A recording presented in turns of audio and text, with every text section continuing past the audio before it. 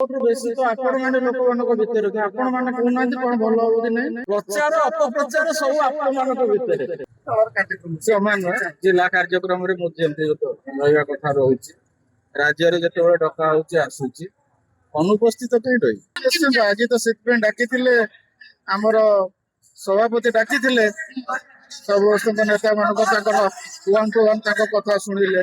କଟକ ଜିଲ୍ଲା ସଂଗଠନ ବିଷୟରେ ନବୀନ ବାବୁ ଓତପ୍ରୋତ ଭାବେ ଜଡିତ ଅଛନ୍ତି ଏବଂ ଆଗାମୀ ଦିନରେ ଆମେ ତା ବିଷୟରେ ଆଜି ଯେହେତୁ ବହୁତ ନେତା ବହୁତ ଦୂରରୁ ଆସିଥିଲେ, ଆମେ ତ ଘର ପାଖ ଲୋକ, ଆମେ କାଲି ବି ଦରକାର ପଡିଲେ ଦେଖା କରି କହିପାରିବୁ। ତେଣୁକରି ଦୂର ନେତା ମାନଙ୍କୁ ଆଗ ଚାନ୍ସ ଦେବା ବହୁତ ଜରୁରୀ। ଆମ କଥା ଆମକୁ ସାର୍ ଡାକିଛନ୍ତି, ଖୁବ ଶୀଘ୍ର ଆମେ ବସି କଥା। ଏଠି ସୁଯୋଗର କଥା ମୋତେ ପଚାରିଲେ ମୁଁ କହିଲି ଯୋଉମାନେ ଦୂରରୁ ଆସିଛନ୍ତି ସେମାନେ ତାଙ୍କୁ ଚାହାନ୍ତି, ଆମେ ତ ଏଇଠି ପାଖରେ ରହୁଛୁ, ଆମେ କାଲି ଚାହିଁଲେ ଦେଖା କରିପାରିବୁ। କାରଣ ମତେ ନବୀନ ବାବୁ ଡାକିଛନ୍ତି ଅଳ୍ପ ଦିନ ଭିତରେ ଦେଖା କରିବାକୁ, ବ୍ୟକ୍ତିଗତ ଭାବେ ମତେ ଡାକିଛନ୍ତି କଥା ହବା ପାଇଁ। ତେଣୁକରି ଅଲଗା ମାନଙ୍କୁ ଚାନ୍ସ ଦେବା, ମୋର ଦଳୀୟ ଭାଇ ମାନଙ୍କୁ ସୁଯୋଗ ଦେବା ମୋର କର୍ତ୍ତବ୍ୟ। ସବୁଠୁ ବେଶୀ ତ ଆପଣ ମାନେ ଲୋକମାନଙ୍କ ଭିତରେ ଆପଣ ମାନେ କହୁନାହାନ୍ତି କଣ ଭଲ ହବ କି ନାହିଁ। ମତେ କଥା କହୁଛନ୍ତି ଆପଣ ମାନେ କଣ ଭଲ ହବ ନା ନାହିଁ। ପ୍ରଚାର ଅପପ୍ରଚାର ସବୁ ଆପଣ ମାନଙ୍କ ଭିତରେ।